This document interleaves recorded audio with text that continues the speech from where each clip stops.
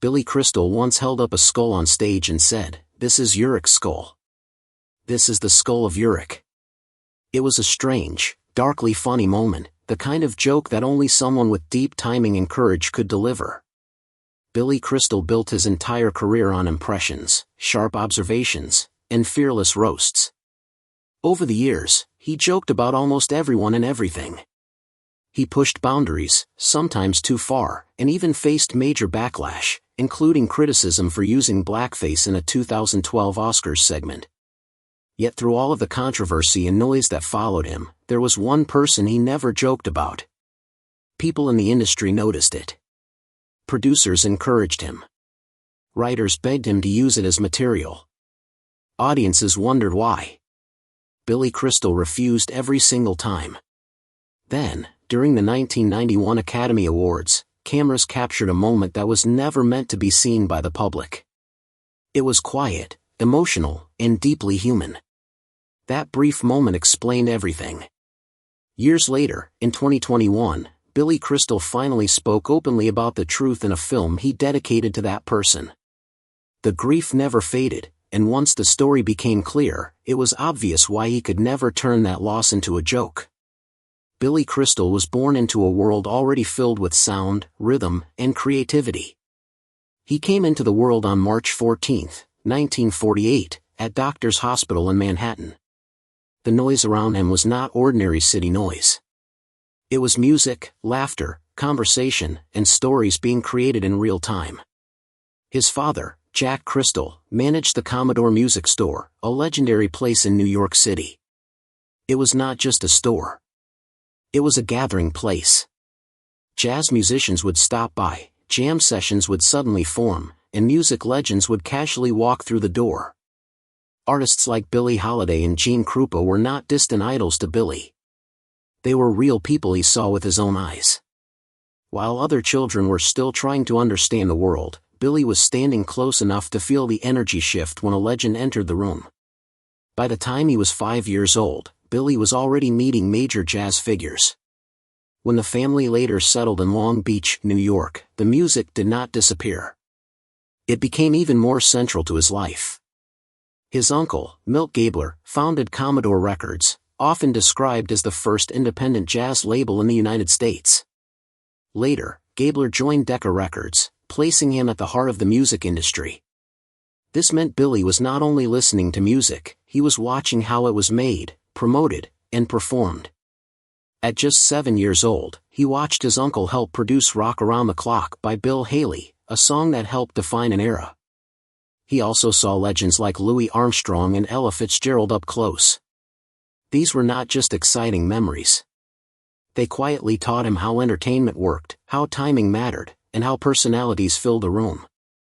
At family dinners, Billy began mimicking radio disc jockeys. He did it to make people laugh, not knowing he was practicing skills that would later define his career. He was learning rhythm, timing, and the power of voice without realizing it. Each laugh from a family member felt like a signal that he had something special. Broadway entered his life early as well. In 1955, when Billy was 7 years old, his father was involved in promoting the musical Guys and Dolls. Billy attended the show with his family, and it left a deep mark on him. He did not simply enjoy it and move on. He carried the excitement home with him. Later, at a family gathering, he surprised everyone by doing an impression of the show's composer, Frank Loesser. His older brothers were embarrassed, but the moment revealed something important. Billy was not afraid to perform, even if the room judged him. The show itself went on to become a huge success, running for hundreds of performances and winning multiple Tony Awards. For Billy, what mattered most was how alive it made him feel. That rush stayed with him. Life, however, does not protect talent from pain. In 1963, tragedy struck when Billy's cousin Joel died at the age of 32 from cystic fibrosis. Billy was still young, and grief is confusing at that age. He did not know how to process the loss, so he did what felt natural. He turned the pain into something he could control. He began organizing small neighborhood talent shows. He was not chasing fame. He was trying to survive emotionally. He needed laughter, light, and connection during a dark time. Later in life, he said humor became his shield. Those small shows taught him that laughter cannot fix everything, but it can help people get through hard moments. By 1968, Billy graduated from Nassau Community College with an associate degree in theater. He performed wherever he could. Temple events became his training ground, and one impression stood out above the rest. His impression of Sammy Davis Jr. won him a small prize of $25. It also brought controversy, with some people feeling the performance crossed a line. Billy took that criticism seriously. Looking back, he admitted it taught him important lessons about respect and sensitivity.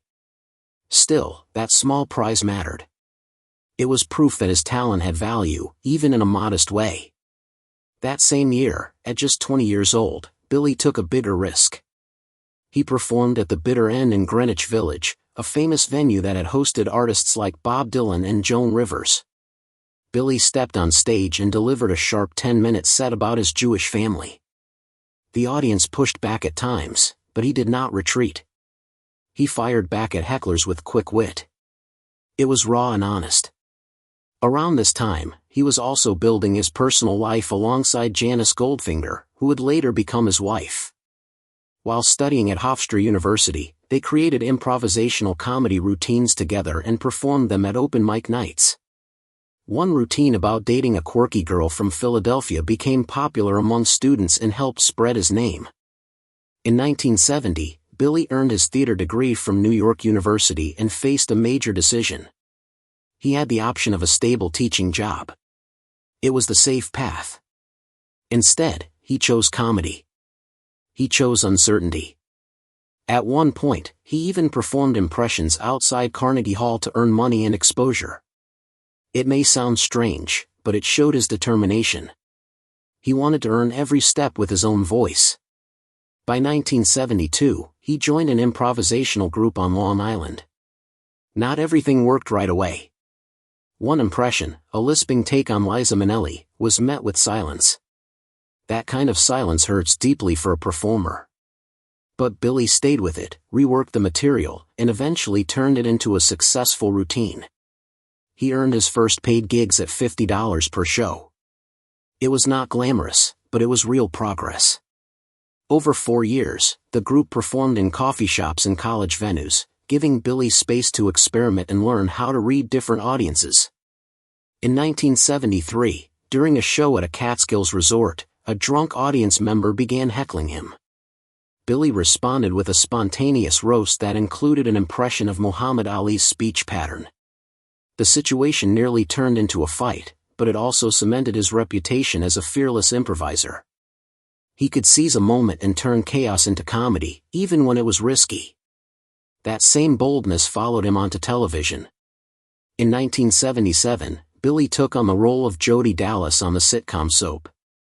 At the time, Jody was one of the first recurring gay characters on primetime television. It was a huge risk. LGBTQ+ representation was rare, and often treated as a joke. In 1978, an episode aired where Jody considered transitioning, and the backlash was immediate and intense. Billy received death threats. Hate mail poured in. ABC increased security and canceled promotional appearances for safety reasons. Despite the fear, Billy did not back away. Instead, he leaned in and worked harder to portray Jody as a real person. He improvised much of the dialogue, helping the character feel human rather than exaggerated. The controversy continued in 1979 with an episode in which Jody married a woman while dressed in drag. Network executives demanded major cuts. Conservative groups protested nationwide. Some TV stations refused to air the episode at all. Advertisers were pressured. The reaction was loud and angry, but the show's ratings increased, proving audiences were ready for challenging stories. Behind the scenes, tensions also rose. Billy clashed with co-star Katherine Helmont over changes to the script that made Jody feel less authentic. The argument was intense and lasted a long time, but the result was a stronger season. Ratings jumped, and producers adjusted the writing to honor both actors' concerns. Billy learned that fighting for truth in a character could be painful but worthwhile. After Soap ended, Billy faced rejection again. He appeared on Saturday Night Live in 1980, but one of his sketches was cut before airing. He was devastated. Still, he kept going. When the sketch was later reworked and aired, the character Fernando became a hit. That pattern followed him throughout his career. Doors closed, but he found other ways in. At the same time, his personal life was under strain. His role on Soap caused tension with some Orthodox Jewish relatives. In 1978, some family members refused to attend Thanksgiving dinner, accusing him of bringing shame to the family. The pain was deep, and Billy turned it into comedy, joking in a stand-up special about coming out straight. The laugh was real, but so was the hurt behind it. When Billy joined Saturday Night Live during a shaky period for the show, no one knew what would work. In 1984, he introduced Fernando during Weekend Update and ended the segment with the line, "You look marvelous." The phrase took off instantly. Fernando became a recurring character, and Billy improvised celebrity interviews live on air without cue cards. The performances felt risky and alive, helping steady the show during a difficult era. His time on SNL was not easy. Early sketches were cut, including one that left him close to quitting. But those disappointments led to growth. By the mid-1980s, Billy was shaping the show's tone and winning awards for his writing. He pushed boundaries, faced complaints, and dealt with backstage tension, but his instincts proved strong. Through all of this success, one loss remained untouched. One person was never turned into a punchline. Years later, when Billy finally spoke about it openly, it became clear that some grief runs too deep for jokes. Comedy had always been his shield, but even shields have limits. Crystal matched him beat for beat, never falling behind for a second. That exchange did not feel like an ending at all. It felt like the beginning of something deeper, the start of a friendship that would last for years and quietly shape both of their lives. From that point on, Billy Crystal's career outside of Saturday Night Live began to move in sharp, unexpected directions. His first major film role came in 1978 with Rabbit Test, a strange and risky movie where he played a man who becomes pregnant after a science experiment goes wrong. Audiences were shocked, critics disliked it, and many did not know what to make of it. Still, the film made around $4.7 million on a budget of about $1.5 million. It was odd, chaotic, and impossible to forget. It was also the only movie ever directed by Joan Rivers, and it was shot in just 21 days. Crystal committed fully to the role, even during a now infamous birth scene involving a vacuum cleaner. Years later, the film gained cult status, and people noticed that Michael Keaton's first film appearance was hidden inside it as well. In 1984, Crystal briefly appeared again as Morty the Mime, this time in This Is Spinal Tap. He was uncredited, silent, and paid only a small bonus. He did not speak a single word, yet his exaggerated movements and quiet mockery of the band became one of the most memorable moments in the entire film. Without dialogue, he still managed to steal the scene. It was clear proof that his sense of timing did not rely on words alone. Then came Running Scared in 1986, where Crystal played a stressed and troubled Chicago police officer who turns to cocaine. The role surprised many people because it was darker and more intense than what audiences expected from him. During one chase scene, he performed his own stunts and ended up breaking his ankle. Production had to stop while he recovered. As soon as he could, he returned to finish the film. The movie went on to make over $38 million worldwide on a relatively small budget. The pain he experienced during filming stayed visible on screen and made his performance feel raw and real. It showed how far he was willing to push himself physically to serve a role. A year later, Throw Mama from the Train allowed him to stretch even further. Playing Larry Donner, Crystal improvised more than 20 different ideas for how his character might commit murder. Some were too violent and were cut, but others remained in the final film. Director Danny DeVito gave him the freedom to explore, and that looseness became the heart of the movie. The comedy felt alive because much of it truly was created in the moment. That same year, The Princess Bride nearly lost him. The heavy Miracle Max makeup caused a severe allergic reaction, swelling his face so badly that producers briefly considered replacing him with Robin Williams. Crystal refused to quit. He pushed through the pain and discomfort. The scenes were so funny that the cast struggled to stay in character. Mandy Patinkin even bruised a rib trying not to laugh. Hours of footage had to be cut, but what remained became some of the most quoted moments in the film's history. Then came When Harry Met Sally in 1989. During casting, director Rob Reiner briefly considered Tom Hanks for the role. But when Billy Crystal walked into the room, he sounded exactly like Reiner himself. Recently divorced, anxious, and honest, Crystal felt like the character already. The connection was immediate. Behind the scenes, Crystal helped shape the script, adding material without credit and testing scenes during rehearsals. The famous deli scene took 65 takes. Meg Ryan committed fully, and the tension in the room was intense. Crystal felt the moment needed one last push and suggested the line, "I'll have what she's having."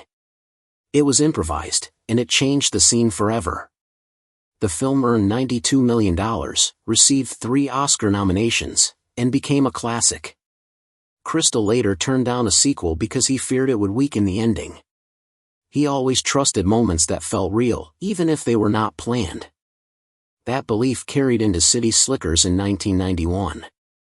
The famous speech about finding your one thing was never written in the script. It came from real conversations.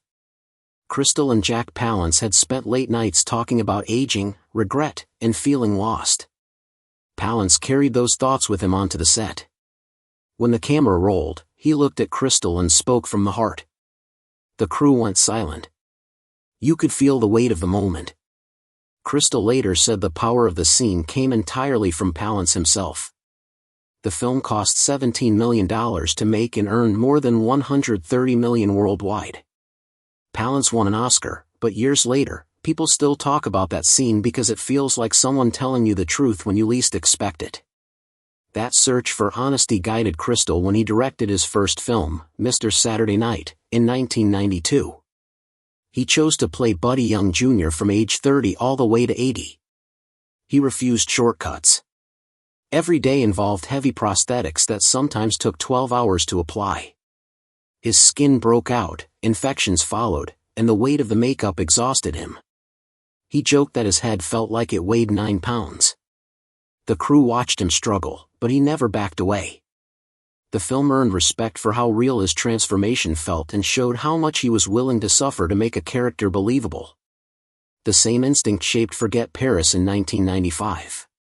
The story was inspired by mistakes from his own honeymoon, including losing his wallet years earlier.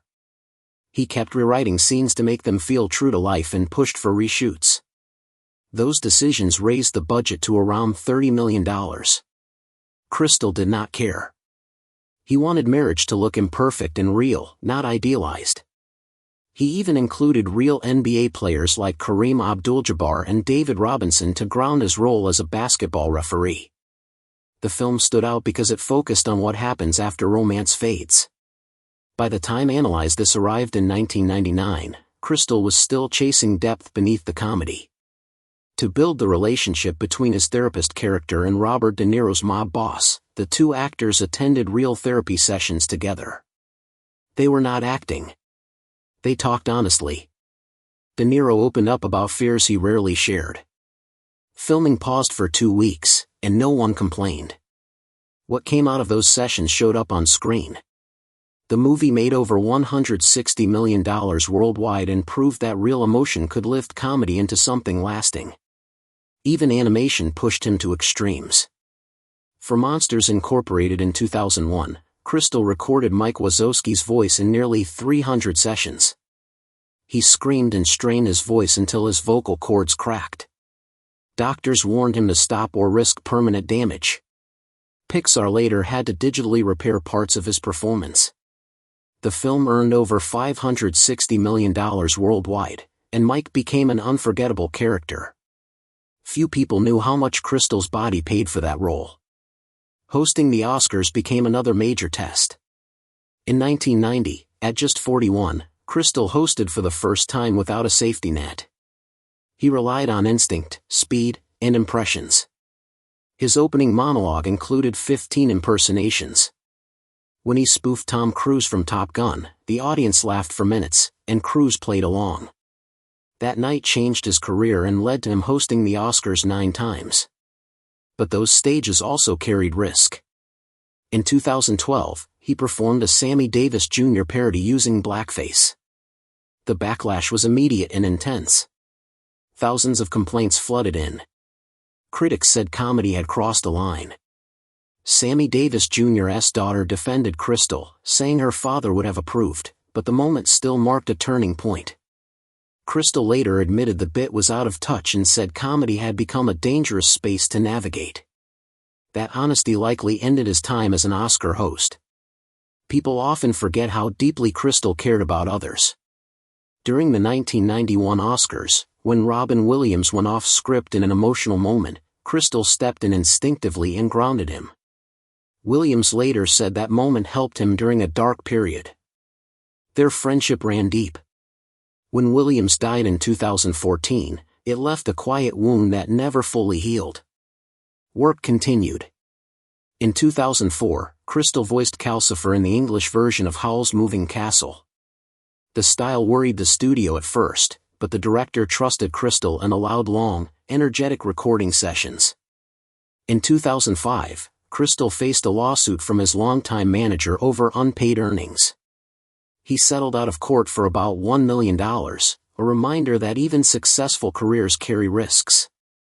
When Monsters University was released in 2013, Crystal fought to keep scenes showing Mike doubting himself. Pixar had cut them, but Crystal insisted they mattered. The scenes were restored and later praised for adding emotional weight. In 2014, Crystal stood alone on Broadway with 700 Sundays, telling his life story through memories and photos.